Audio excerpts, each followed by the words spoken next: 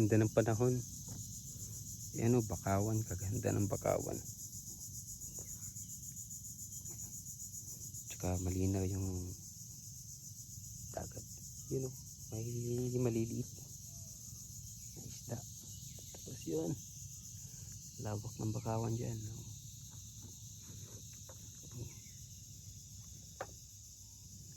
Yan, palibutan niya ng isla. Yan dyan, isla yan na maliit, tapos may isla dyan sa likod malaki. Tapos dun, dyan, na yan dyan, open sea, West Philippine Sea. Tapos yun, isla pa rin yun. Tapos may dun may jungle bar. Kita nyo ba? You know, yan, resort sa taas ng bundok, walang kuryente, pero marami pa rin dyan pumupunta. Kasi nature na nature yung tripping. Kalaki ng banak dun.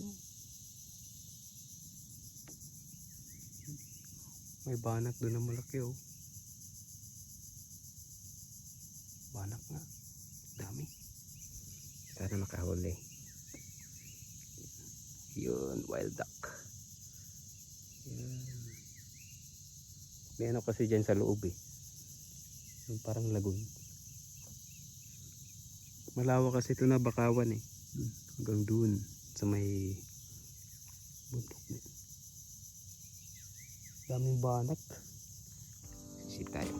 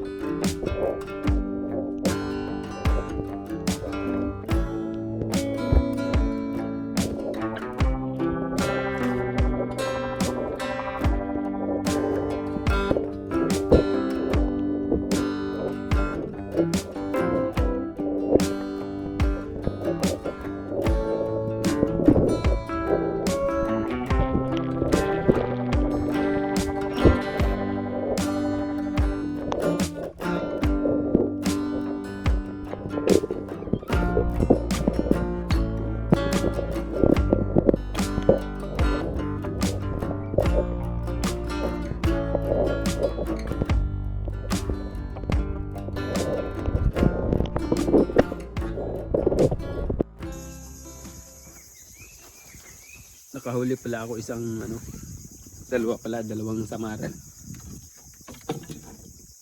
Yung isa malaki, mga kalahating kilo siguro.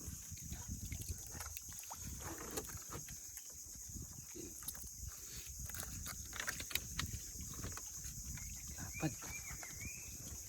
Sana madagdagan. Sobra siguro to, kalahating kilo.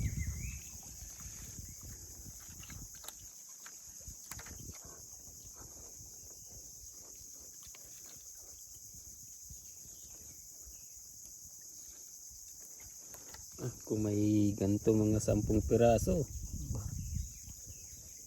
laki.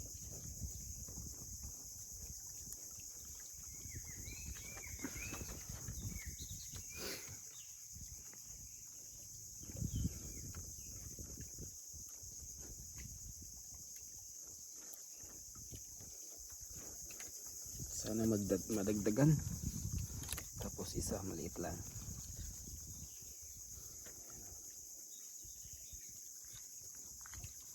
Marami sa ilalim kasi mailap.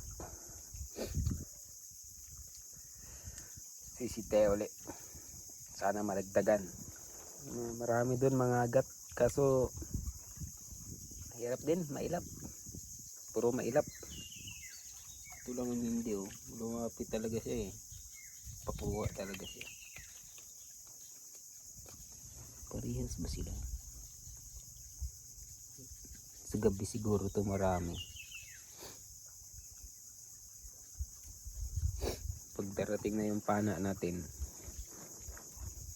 balikan natin to pag gabi. Baka marami to sila. May kasama to lagi eh, mga agat. Dito tayo.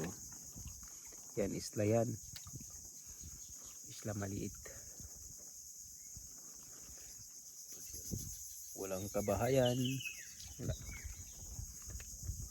Tapos yan, bakawan. Tara, sisite ulit.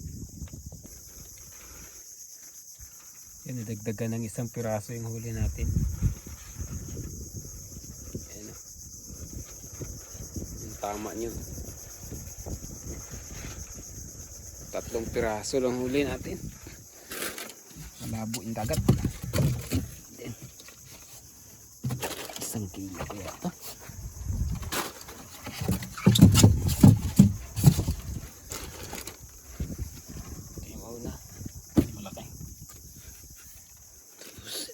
Pangalawa.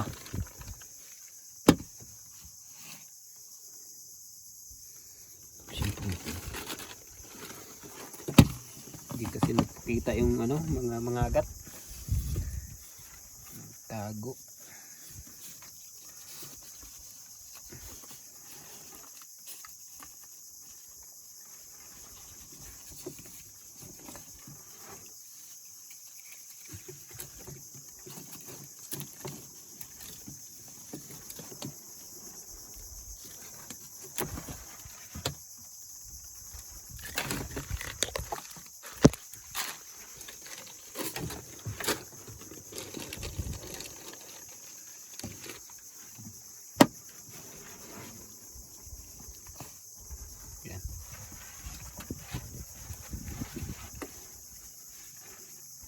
Lang huli ko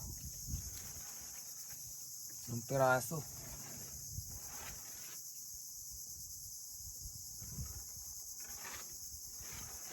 Pero baka 1 kilo siguro mahigit. Malalaki man. Ito malaki. Mga 3/4 siguro. Tapos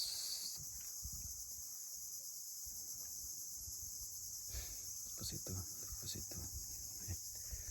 Yan ano yung panahon, no? Makakapal yung ulap, yun, no? Baka uwi na tayo.